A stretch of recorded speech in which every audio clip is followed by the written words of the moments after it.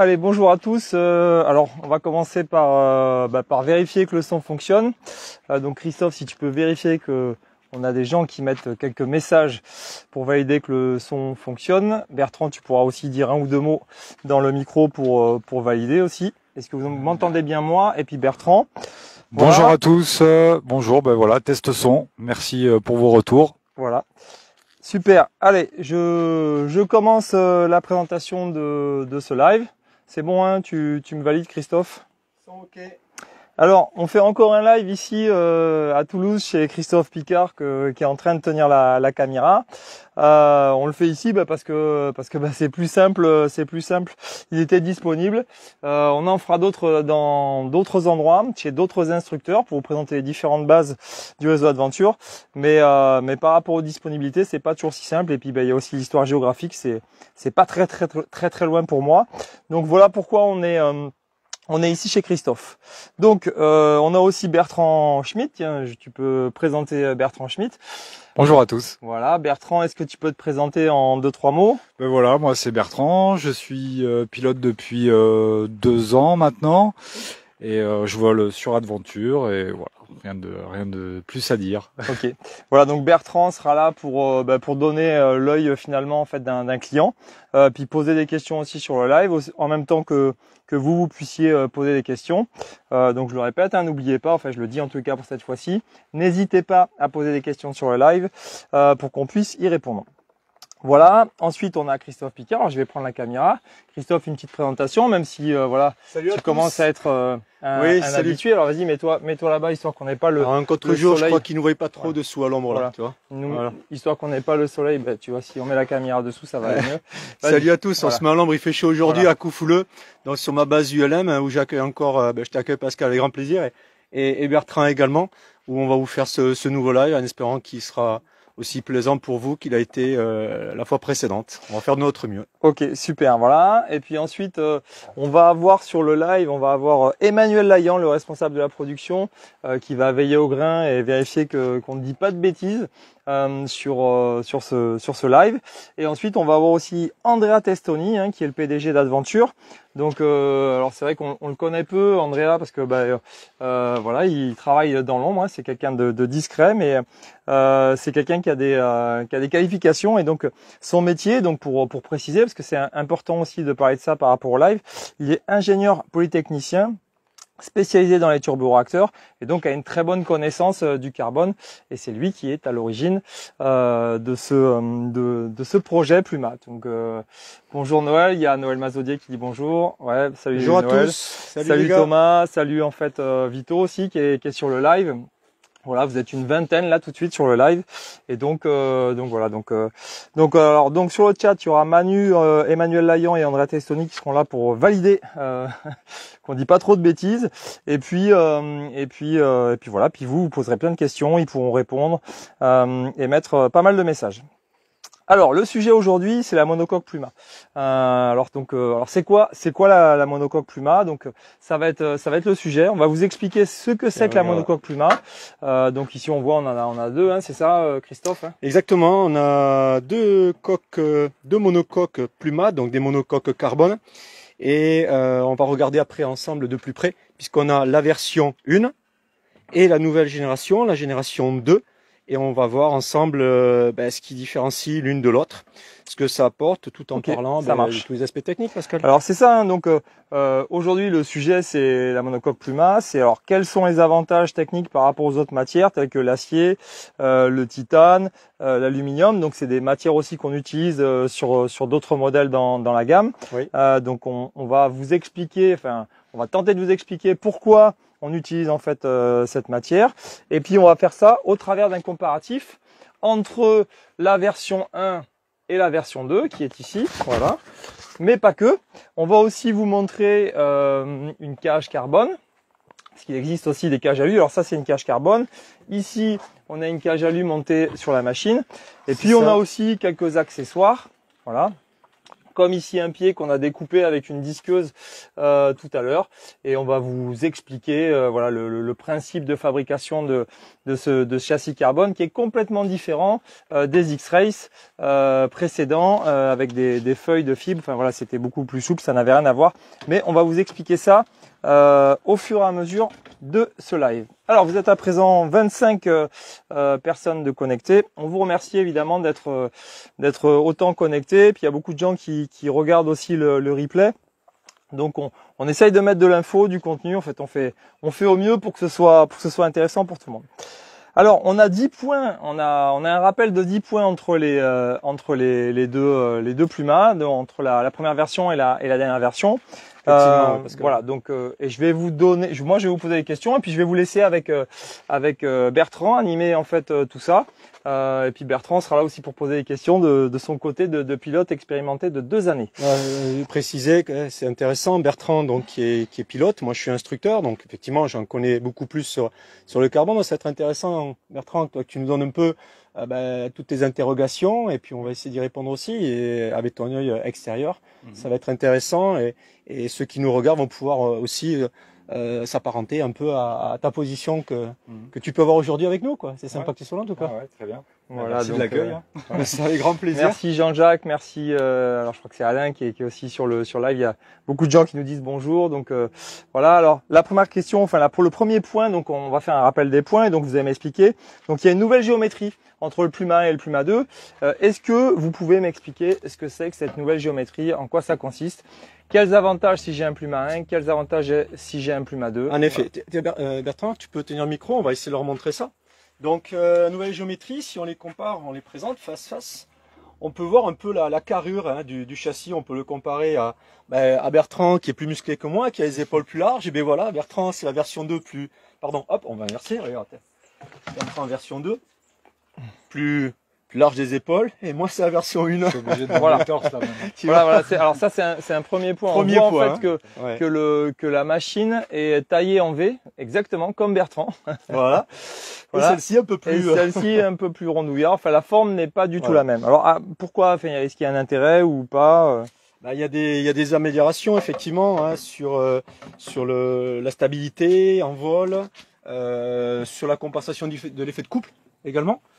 Puisque alors un point technique, je vois que les points en fait ne sont pas au même niveau. Oui, si on les met à côté, on voit que sur la génération 2, le point de fixation de la canne mobile est bien plus surélevé, bien plus haut que la version 1. À quoi ça sert? C'est justement ces aspects-là qui vont améliorer le confort en vol, la stabilité, la compensation de l'effet de couple. Voilà déjà 2 éléments importants en termes de confort. Tu veux dire qu'on va avoir moins de couple avec une machine avec un Puma 2 qu'avec un Puma 1? Il va se faire moins ressentir effectivement. Ok. Sachant qu'on n'a pas que ça pour l'effet de couple. Je vois aussi que la finition, donc je sais pas si vous voyez sur le live, on voit que la finition donc dans le moulage du carbone est pas du tout la même ici. Voilà. Pour les cannes ici, mobiles, là, ici, il y a rien. C'est ça. Là. Pour les cannes mobiles, tu vas trouver donc la fameuse tige sur laquelle est fixée la canne mobile, où on vient à plat sur le carbone, alors que la nouvelle génération, on a vraiment un logement qui a été fait pour venir y accueillir ce fameux joint caoutchouc noir et avoir une meilleure position, une meilleure assise, on va dire, de la partie mécanique, quoi. Joint mécanique. Ok, excellent. Alors, est-ce qu'il y a d'autres points en fait? Alors apparemment, il y a le plan d'hélice qui serait aussi différent. Le plan d'hélice.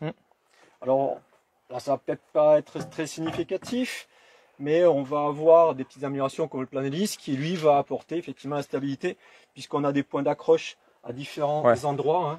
Ouais, c'est grâce en fait au fait qu'on ait remonté le point de la canne. Donc, est-ce que Manu pourra en fait confirmer cela? Je pense que c'est ça qui améliore en fait. Pascal, si je mets les deux cannes mobiles à même niveau, on voit que le châssis 2 a, on va dire, un point de gravité un peu plus bas, quoi.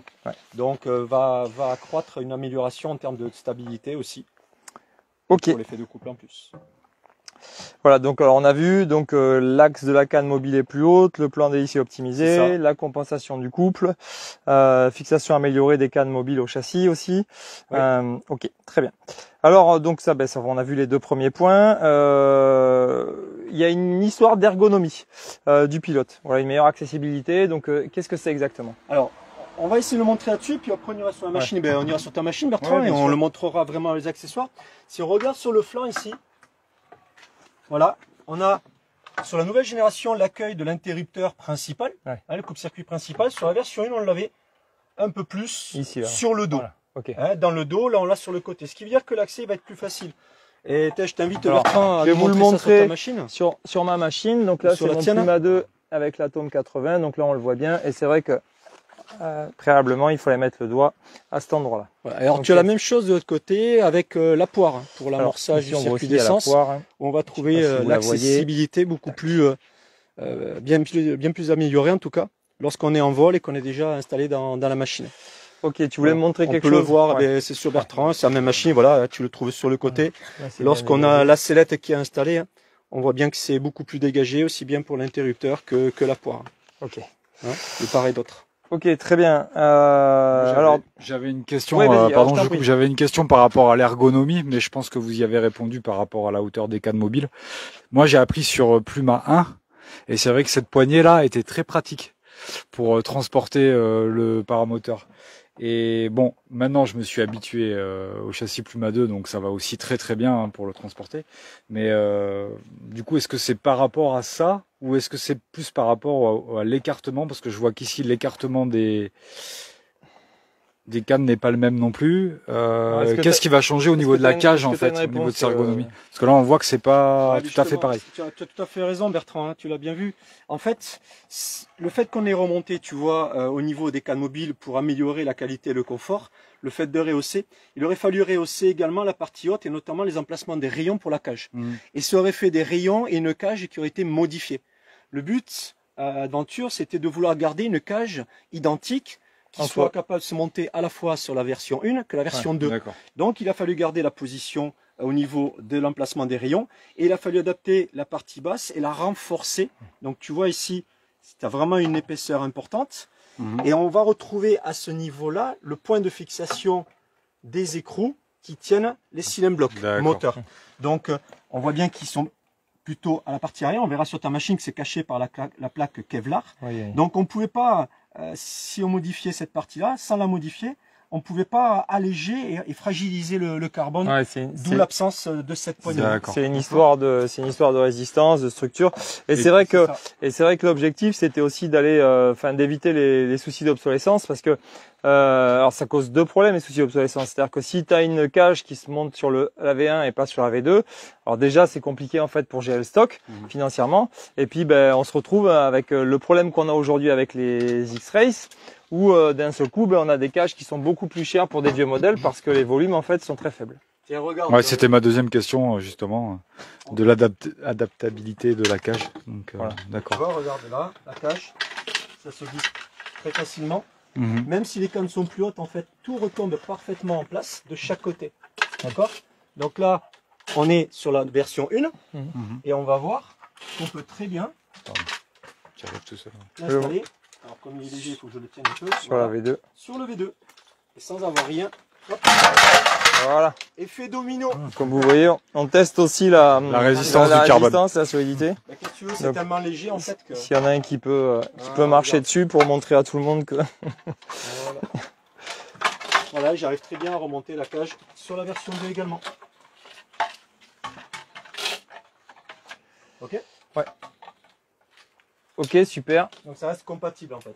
Parfait, impeccable. Donc n'hésitez pas à poser des questions si...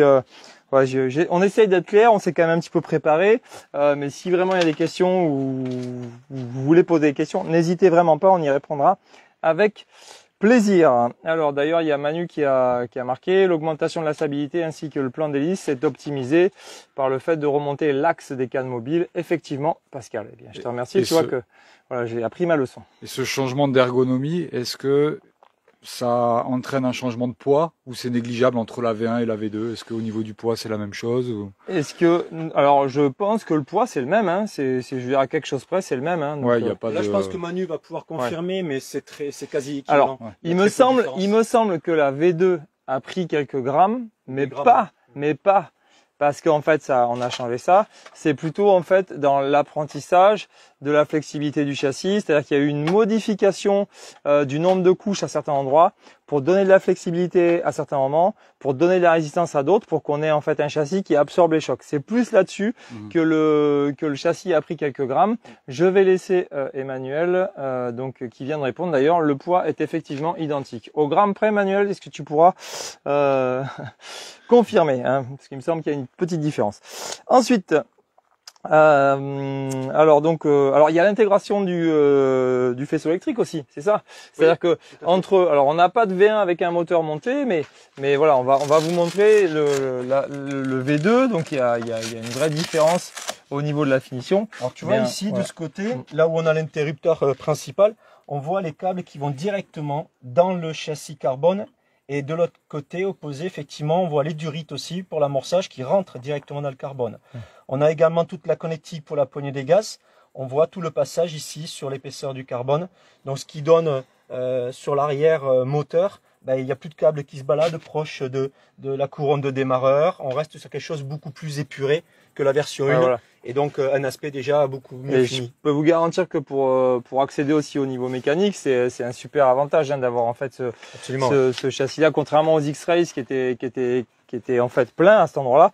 Et ben là, on a voilà, c'est quand même beaucoup plus simple pour faire l'inspection, pour lorsqu'on veut intervenir, etc. Ouais, tu as raison, parce qu'à le X-Race, il fallait non seulement démonter tout le bloc du réservoir pour accéder aux durites, et il fallait tomber le moteur via les cylindres. Ouais, c'est clair que la finition là, ça fait vraiment quelque chose de extrêmement bien fini. Alors effectivement, Manu a confirmé, donc le poids c'est à 100 grammes près. Donc voilà, il suffisait de bien poser la question pour avoir la bonne réponse. Merci Manu.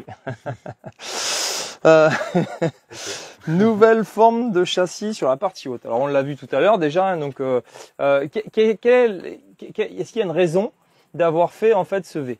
Est-ce qu'il y a une raison? Alors peut-être que vous la connaissez pas, moi je la connais, mais je vous pose quand même la question. Moi je la poserai à Manu. Alors la raison, c'est en fait le frottement des cannes. Hein, donc c'est que du coup ça dégage mieux les cannes mobiles parce que alors c'est vrai qu'on n'en a pas parlé, mais tiens montre ce que c'est que la canne 3D. Voilà. Alors ici on a une canne mobile déverrouillée 3D, donc rotation complète autour d'une uniball. C'est-à-dire que là on va pouvoir en fait mettre en place des systèmes de pilotage sellette très proche en fait de ce qu'on peut avoir en parapente. Donc ça a deux avantages. Donc le premier c'est celui-là, c'est si on déverrouille en fait les deux cannes, on a vraiment quelque chose de très parapente, avec l'inconvénient d'avoir un ressenti un peu supérieur si les deux cannes sont libres en termes de couple. Mais par contre dans cette configuration là, c'est-à-dire que je montre l'autre canne. Là je peux pas bouger, elle est droite. Voilà. Canne mobile classique. Il y a un système de cale et en fait dans cette configuration là, on a un amortissement du couple qui est exceptionnel. C'est-à-dire qu'une canne est bridée, l'autre canne est libre et là en fait la machine vole vraiment très droit. Et ce dont tu parlais, c'est justement ce nouveau gabarit, cette nouvelle géométrie où on voit l'écartement ici qui est beaucoup plus accentué et quand la version 3D se rapproche, et on voit qu'on ne touche toujours pas.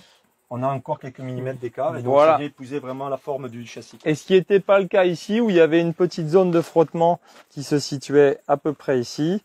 Et donc voilà, c'est une des raisons pour laquelle on a fait un châssis taillé comme Bertrand. Voilà. Donc voilà. À la fin, si Bertrand, si tu pourras te mettre torse nu pour qu'on fasse. Faut que je reprenne un peu le sport. Voilà, donc alors vous êtes toujours une vingtaine en ligne en train de regarder en fait ce live. Ensuite on va voir en fait donc la surface de contact de la plaque de Kevlar. Alors apparemment il y a eu un changement à ce niveau-là. Tu viens voir parce que je vais te montrer puisqu'on l'a démonté directement sur la machine. Donc la plaque Kevlar pour pouvoir se mettre en place, elle doit venir se loger ici sur cette partie, ce déport, tu vois, tout le tour. Donc la plaque vient épouser ces éléments-là, d'accord, il vient se loger en haut comme en bas. Donc on voit l'épaisseur, la largeur qui est beaucoup plus importante. Si on retourne sur la version 1, tu vois qu'ici on les a également tout autour, mais l'épaisseur est divisée par deux. Donc on arrivait à mettre la plaque, mais une installation un peu trop rapide faisait que le dosseret, la plaque pouvait glisser un peu à l'intérieur. Du coup, en fait, donc je vais demander aussi à Emmanuel et à Andrea de confirmer, mais en fait, il y a eu un nouveau moule, c'est-à-dire que pour faire en fait ces machines, il faut un moule, et donc le moule est différent entre la V1 et la V2. C'est un moule complètement nouveau et complètement différent. Voilà. L'épaisseur plus importante ici. Alors donc, Noël Mazelier n'a plus de son. Est-ce que c'est la même problématique pour les autres? Donc n'hésitez pas à mettre un message, savoir si c'est juste Noël qui a un problème de son, si d'autres ont un problème de son. Voilà, je sais qu'il y a un petit décalage avec le live donc de quelques secondes, donc je sais que les réponses arrivent un peu après qu'on ait parlé. Ensuite, alors l'amincissement du châssis de face, on vient de le voir, ok. Donc l'amélioration de la jonction pied-châssis, voilà. Donc c'est bon, le son fonctionne toujours. Donc voilà, donc Laurent Jalabert, c'est pareil. Donc le son fonctionne toujours, parfait. Parfait, donc Jean-Jacques Faller, le son c'est ok, impeccable. Et donc Manu vient de dire il y a effectivement un autre moule pour la version 2. Donc voilà, donc c'est un moule neuf, ça a été entièrement refait. Voilà. Alors donc on était à la partie amélioration jonction pied châssis. Alors tu peux m'en parler un peu? Voilà, c'est pas évident à voir de l'extérieur, mais en fait le pied qui est découpé ici, on voit les épaisseurs de carbone, cette technologie pré-imprégnée du carbone, des feuilles empilées, cuit autoclave. Alors on va pas rentrer trop dans les détails, ça peut saouler un peu trop, mais sachez que c'est une technologie qui découle quand même d'un niveau de performance assez élevé. C'est pas que ça peut saouler, c'est qu'en fait peu de gens en fait savent ce que c'est. Nous, quand on a eu les premiers protos de carbone, même moi, je pensais que le carbone du X-Race et le carbone du Puma, c'était la même chose, mais en fait pas du tout. Et c'est vraiment ça qu'il faut comprendre, c'est-à-dire que, alors ceux qui font un peu de vélo, notamment qui utilisent des vélos carbone, savent très bien ce que c'est que la flexibilité, que les vélos se tordent en fait. Donc quand on appuie très fort sur les pédales, mais il y a aussi des vélos qui n'ont pas de pivot mécanique et qui ont en fait des pivots sur les bras oscillants avec le carbone. Et ça c'est vraiment l'idée, c'est-à-dire que si vous regardez sur le site Adventure, il y a le crash test en fait de la V1, et donc à cet endroit-là, dans l'angle là, on voit clairement en fait le châssis qui va se plier, c'est-à-dire qu'il est fait pour se plier. Donc il y a vraiment de l'élasticité qui va permettre en fait d'absorber le choc jusqu'à un certain point évidemment. Et c'est pour ça que le pied est une pièce fusible qui va dans un premier temps absorber l'énergie, et à un certain moment, si le choc est trop important, elle va casser. Mais la bonne nouvelle, c'est qu'elle est prévue pour casser, donc elle va casser à cet endroit-là, et on pourra en fait la changer ou la réparer en fonction de comment elle est cassée. Voilà. En termes de réparation, est-ce que c'est possible? Parce que bon, la fibre de carbone, etc., on peut en trouver en grande surface, on peut faire ça. Est-ce que c'est possible de faire ça soi-même, ou est-ce que c'est un carbone vraiment particulier? Il vaut mieux renvoyer ça en SAV ou en... Alors, je sais que alors tout est faisable parce qu'il y a des gens... Pour l'instant, j'ai rien cassé, mais bon, je me pose la question quand même. Alors, peut-être que tu veux répondre, Christophe. Oui, c'est une bonne question, effectivement. Moi, je conseille très fortement de la faire réparer en retournant la pièce chez Adventure, parce que c'est une technologie bien particulière. C'est réparable. Mais tu vois, celle-ci, justement, c'était un ancien élève qui a essayé de la réparer par lui-même. Il a fait lui-même ses propres filets, donc j'ai coupé ce qu'il avait essayé de réparer. Mais en fait, c'est pas assez solide. Ça ne vaut pas la qualité originale de cette fabrication-là, qui est vraiment spécifique. Et c'est pas tout le monde qui a ces technologies-là non plus, quoi. Ouais. Ça n'a pas la même résistance au final. Mais c'est réparable si on la retourne chez le fabricant d'origine qui utilise les moules spécifiques, avec des temps de cuisson spécifiques. Voilà, ça s'improvise pas non plus la fabrication du carbone. Moi, ce que je dirais, c'est que tu peux réparer, voilà, avec globalement quelque chose qui risque d'être moins solide. Ouais, solide. Premièrement, mais il n'y a pas que ça comme problème. Le deuxième problème, c'est que j'ai vu des châssis cassés à ce niveau-là, c'est-à-dire en fait vraiment coupé ici là comme ça, tac, il y avait eu un choc énorme et donc le châssis était coupé. Le pilote n'avait rien d'ailleurs, ça c'est la bonne nouvelle.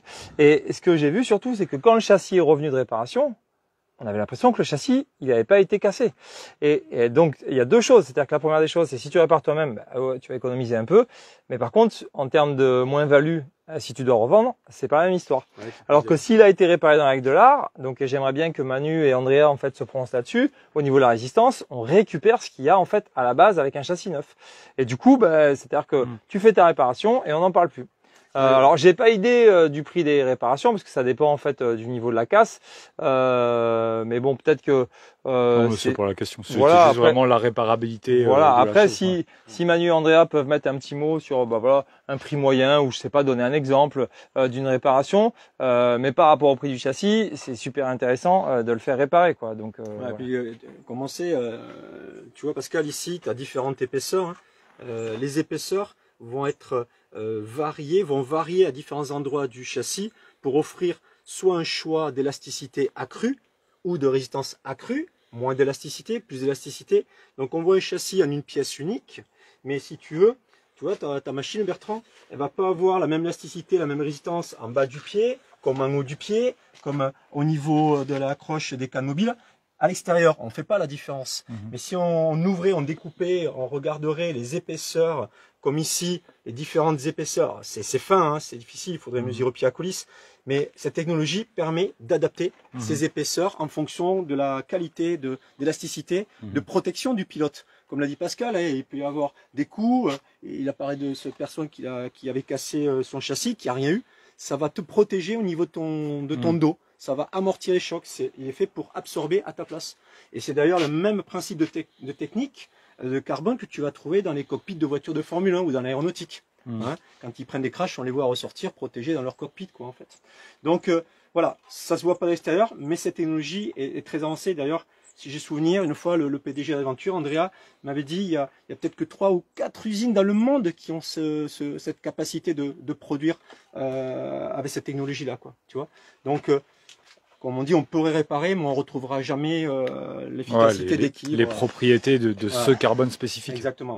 Alors j'aimerais bien en fait avoir en fait des infos sur et ça c'est le point suivant, donc le point numéro 9, c'est la répartition interne des couches de carbone dans le châssis. Qu'est-ce que ça veut dire? Alors j'en ai parlé, j'en ai touché 2 mots tout à l'heure, mais est-ce que tu peux en fait m'expliquer ça, Christophe? La répartition interne. Voilà, des couches de carbone dans le châssis. C'est un peu ce qu'il vient de me dire. D'expliquer en gros. Hein. Ces épaisseurs, les couches sont superposées d'une certaine manière, bien spécifique, d'accord? Certaines épaisseurs qui vont être modulées en fonction de la résistance et l'élasticité qu'on va chercher à un endroit bien précis du châssis par rapport à un autre endroit. Okay. Comme le pied, comme tu as dit, c'est une pièce fusible qui est censée être fusible avant le reste du châssis. Hein?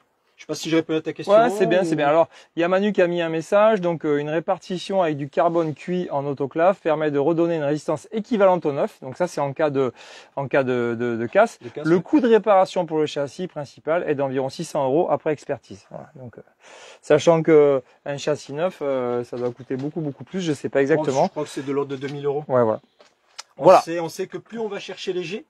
Je me souviens la première fois où j'ai pu discuter, je crois que c'est avec Emmanuel Laillant, il me disait on peut faire plus léger, mais les prix s'envolent très vite après. Donc l'idée c'était de trouver le meilleur compromis, poids, légèreté, donc poids et résistance surtout, élasticité et protection avant tout aussi du pilote. Là en fait on est plus léger que du titane, mais on est surtout beaucoup plus résistant. Donc, et on a une capacité en fait de protection du pilote. Alors justement en parlant de la protection du pilote et l'élasticité, tu peux me montrer en fait à quoi sert en fait les cannes sellettes là, cette histoire parce que ça c'est pareil, on n'en parle pas forcément, donc tu peux peut-être rattacher la sellette en haut et montrer l'espace aussi qui est entre la sellette et en fait le châssis, c'est-à-dire que c'est aussi une spécificité Adventure, c'est-à-dire que là en fait le pilote n'a pas le contact avec le châssis, c'est-à-dire qu'en cas de choc, il y a aussi au-delà de l'amortissement du châssis, et encore plus si on met un bumper, mais on n'a pas le dos qui va venir directement sur le châssis. Voilà, grâce à ces cannes titane,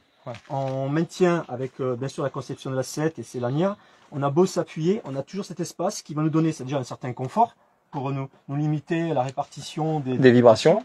Et effectivement, en cas de choc aussi, on a un espace ici amorti. Ça va permettre, dans le cas d'une sellette confort aussi, où tu as une épaisseur supplémentaire de mousse dans le dos, qui va venir combler cet espace-là. Donc on a le choix entre cette sellette light, là, qu'on est en train de montrer actuellement en direct, et la confort, tu l'as exactement sur ta machine, la confort en fait, Pascal. Donc voilà, ces tubes, ces cannes droites, titane, qui permettent ce maintien de la sellette, confort, positionnement par rapport au plan d'hélice et bien sûr toujours la sécurité. Alors c'est vrai que c'est des basiques hein, pour nous, hein, parce qu'on est habitué, mais on le répète pas assez souvent. Mais c'est quand même quelque chose qui est unique ça chez Adventure. Voilà, donc tous les autres châssis, eh ben en fait vous avez le dos contre le châssis, et si jamais vous avez un choc, hein, donc voilà, c'est la mousse, la petite mousse qui est dans la sellette qui vous protège. Voilà. Alors. Voilà, après on a d'autres aspects très intéressants, c'est la capacité, la facilité de montage et de démontage. Donc tu vois, ici, j'ai besoin que ce petit outil. Ouais. Et là, je vais pouvoir tout simplement déboîter ma canne droite. Tu vois, c'est tout simplement un système de clips qui est maintenu dans le carbone, qui épouse vraiment le carbone au même titre que les rayons de cage sur la partie haute. Et ce n'est uniquement un assemblage. Et le complet, alors par rapport au X-Ray, si tu veux, ce qui a été bien pensé, c'est que la cage va finir de s'assembler avec ses tubes droites. Et on a un système de poulie après pour tendre. Et la cage va se solidifier via les rayons ici qui sont également en carbone. D'accord? Et puis tu l'as dit, on a soit de série la cage alu ou la cage carbone comme tu as ici à ce niveau-là. Et donc c'est pareil, c'est du carbone cuit à l'autoclave aussi là. Ah oui, c'est la même technologie, tu vois, on ne fait que déboîter. Alors j'ai une question, Xavier Pigeot, il demande du coup la sellette light peut être plus confortable avec l'écart. De toute manière, à partir du moment où en fait on n'est pas posé contre le châssis, c'est évident que voilà il y a un meilleur confort que si tu as la sellette qui est posée sur le châssis. Voilà. Il parle peut-être de la différence entre la sellette confort, mais la sellette confort, ce creux est comblé par une mousse. Ouais, voilà. Une mousse qui est aussi amortie. Voilà. Il y a aussi une mousse sur la sellette confort qui fait que de toute manière on est quand même plus confort. Ouais, absolument. Donc, aussi bien aussi au niveau des bretelles, parce que les bretelles sont plus rembourrées. Donc la sellette confort apporte aussi du confort au portage. Hein, c'est clairement c'est pas un détail. Surtout quand on a un paramoteur lourd, avec un Atom ou même avec le MG, ça va. Mais si tu as un Monster avec le plein, etc., un parachute de secours, etc., donc tout de suite c'est. Mais bon, voilà. Après il faut essayer. Pour préciser par rapport moi, je préfère à la confort, évidemment. Tu vois, on peut comparer Bertrand et moi. Justement, on n'a pas la même carrure. Eh bien, ça va être une histoire de carrure. Si tu regardes les épaisseurs des épaules, on n'a pas les mêmes épaisseurs. Donc après, il faut les essayer. Hein. Essayez-les et essayez les différents châssis aussi pour voir la version 1, la version 2 et votre confort dessus. Moi, j'ai une question par rapport à la cage, puisqu'on a deux versions de cage. Est-ce qu'il y a un réel intérêt de passer sur une cage carbone? Je me pose la question là en voyant les deux. À part l'aspect esthétique, parce qu'elle est magnifique cette cage, mais en termes de quoi on va gagner en poids ou en... Alors il y a quelques grammes à gagner, mais il y a surtout beaucoup plus de résistance. Par exemple, sur l'utilisation de la nanoquad, la cage alu en fait est proscrite parce que avec la cage alu, il y a trop d'efforts. Pour un pilote expérimenté, ça va passer. Pour un pilote en fait débutant ou moyen, il risque d'y avoir des pressions qui sont trop fortes. Et la résistance de la cage carbone, alors je crois que c'est 2 fois plus résistante. Il faudrait que Manu en fait précise. Par souvenir, Manu, je crois que Manu aussi même 3 fois plus résistant que l'aluminium. Donc si tu peux en fait voilà préciser, Manu. D'ailleurs Manu vient de mettre un message. La mousse de la sellette confort ne comble pas le vide. Derrière, ce dernier restera toujours présent. Oui. Ok.